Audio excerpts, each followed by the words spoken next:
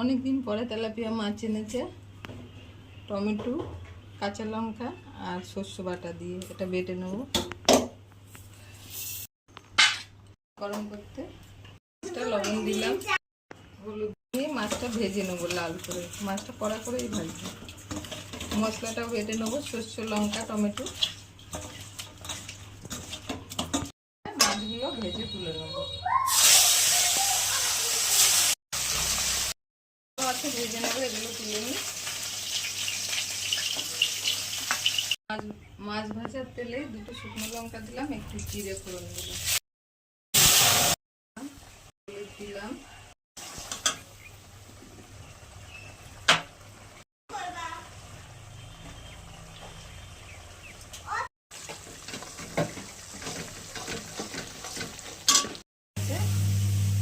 জল দিয়ে দিলাম।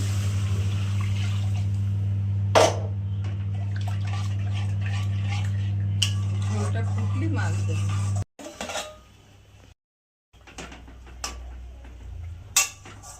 ঝোল ঢুকুক মাছগুলোর মধ্যে।